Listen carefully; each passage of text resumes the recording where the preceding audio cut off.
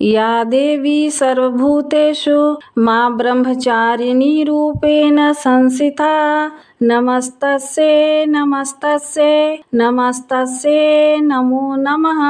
आप सभी को नवरात्रि के दूसरे दिन की हार्दिक शुभकामनाएं। मां ब्रह्मचारिणी आप सभी पर अपनी असीम कृपा बनाए रखें। आज हम सुनेंगे माता ब्रह्मचारिणी की कथा और उसके बाद पूजा में हुई गलतियों के लिए क्षमा प्रार्थना। नवरात्रि के दूसरे दिन माँ दुर्गा के ब्रह्मचारिणी स्वरूप की पूजा की जाती है। ब्रह्मचारिणी का अर्थ है तप का आचरण करने वाली। माँ के इस स्वरूप की पूजा करने से भावनात्मक शक्ति बढ़ती है। माँ ब्रह्मचारिणी को प्रेम, निष्ठा, ज्ञान और बुद्धि की देवी मानी जाती हैं। माँ ब्रह्मचारिणी श्वेत वस्त्र धारण किए हुए हैं। उनके दाएं हाथ में अष्टदल की माला और बाएं हाथ में कमंडल है। ब्रह्मचारिणी का स्वरूप बहुत ही सादा है और अन्य देवियों की तुलना में वह सौम्य, क्रोध रहित और तुरंत वरदान देने वाली देवी हैं। माँ ब्रह्मचारिणी की पूजा में उन्हें चीनी का भोग लगाया जाता है और इस दिन उनकी व्रत कथा भी पढ़ी जाती है। उनकी व्रत कथा पढ़े बिना पूजा अधूरी मानी जाती है। माँ के इस स्वरूप की पूजा करने से तप, त्याग, संयम, सदाचार आदि में वृद्धि होती है। जीवन में कठिन से कठिन समय में भी माँ की कृपा से बड़ी आसानी से निकल जाता है। कितनी भी मुश्किलें आ जाएं, भक्त अपने मार्ग से और अपने संकल्प से कभी विचलित नहीं होता है। माँ ब्रह्मचारिणी को तप की देवी माना जाता है।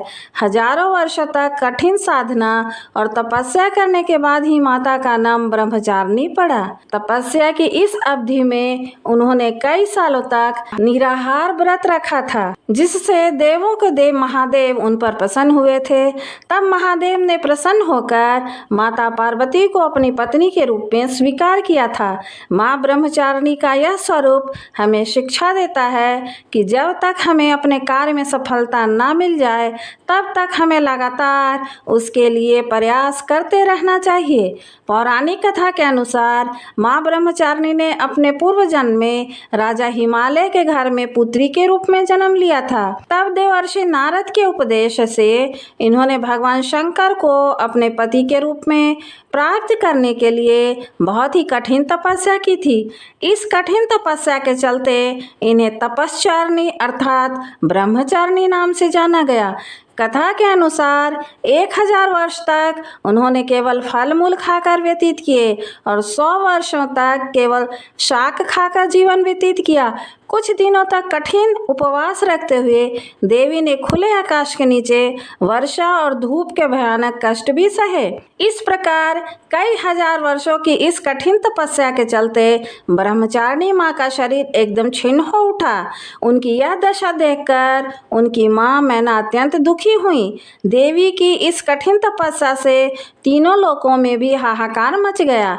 देवता, ऋषि, सिद्धगण, मुनि सब देवी ब्रह्मचारिणी की इस तपस्या को अभूतपूर्व कृत बताते हुए उनकी सराहना करने लगे।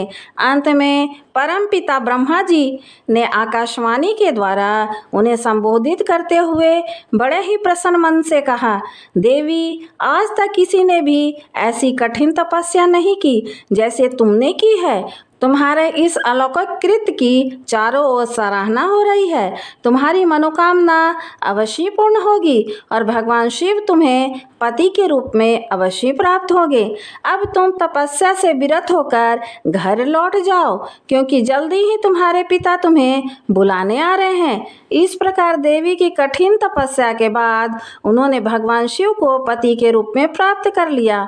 माँ ब्रह्मचारी की पूजा करने से पहले स्नान करके साफ स्वच्छ वस्त्र धारण कर लेना चाहिए। इस दिन आप लाल या फिर हरे रंग के वस्त्रों का प्रयोग भी कर सकते हैं, क्योंकि माँ के जितने भी स्वरूप हैं, यदि उनमें आप विशेष रंगों का प्रयोग ना कर पाएँ तो आप नवरात्रि के दिनों में किसी भी दिन लाल रंग के वस्त्रों का प्रयोग कर सकते हैं। वस्त्र धुले हुए होने चाहिए। काले रंग के वस्त्रों का प्रयोग पूजा में नहीं किया जाता है। स्नान करने के बाद आप सूर्य देवता को जल अर्पित करें। हाथ में जल या पुष्प लेकर माँ ब्रह्मचारिणी की पूजा का और व्रत करने का संकल्प लें। फिर माँ ब्रह्मचारिणी की पूजा करने के लिए जो भी आपने माँ दुर्गा की मूर्ति या तस्वीर की विग्रह की स्थापना की है, सबसे पहले वहाँ गंगा जल छिड़कें। इसके बाद धूप दीप जलाएं। माँ पर आज के दिन लाल कमल के पुष्प और उड़हुल के फूल चढ़ाना चाहिए। माँ को मौसमी फलों का भोग लगाएं। आज के दिन चीनी या मिश्री का भोग माँ को विशेष रूप से अर्पित किया जाता है। साथ ही आप दही और चीनी का भोग भी माँ को अर्पित कर सकते हैं। ऐसा करने से लंबी आयु के साथ साथ सुख और सौभाग्य का आशीर्वाद भी प्राप्त होता है।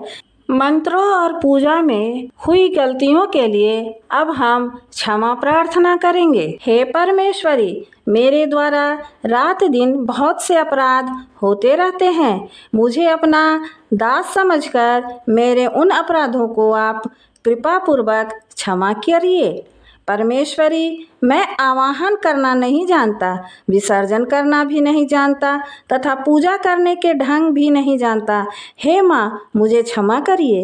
देवी सुरेश्वरी, मैंने जो मंत्रहीन, क्रियाहीन और भक्तिहीन पूजन किया है वह सब आपकी कृपा से पूरे हों। सैकड़ों अपराध करने के बाद भी जो आपके शरण में आके जगदम्बा कहकर पुकारता है, उसे वह गति प्राप्त होती है जो ब्रह्मादि देवताओं के लिए भी पाना आसान नहीं है। हे जगदम्बिके, मैं अपराधी हूँ किंतु आपकी शरण में आया हूँ। इस समय दया का पात्र हूँ। आप जैसा चाहें वैसा करें। हे देवी परमेश्वरी, अज्ञानवश भूल से या बुद्धि भ्रष्ट होने के कारण मैंने जो भी न्यूनता या अधिकता कर दी हो वह सब क्षमा करें और प्रसन्न हो। सच्चिदानंद स्वरूपा परमेश्वरी, जगत माता कामेश्वरी, आप प्रेम पूर्वक मेरी यह पूजा स्वीकार करें और मुझ पर प्रसन्न रहें। देवी सुरेश्वरी, आप गोपनीय से भी गोपनीय वस्तु की रक्षा करने वाली हैं। मेरे निवेदन किए हुए इस जप को ग्रहण करिए। आपकी कृपा से मुझे सिद्धि प्राप्त हो। जय माता दी। यदि वीडियो पसंद आया हो तो कृपया हमारे चैनल को लाइक, शेयर और सब्सक्राइब करें ताकि आगे आने वाले वीडियो की जानकारी आपको समय से पूर्व मिल जाए। धन्यवाद।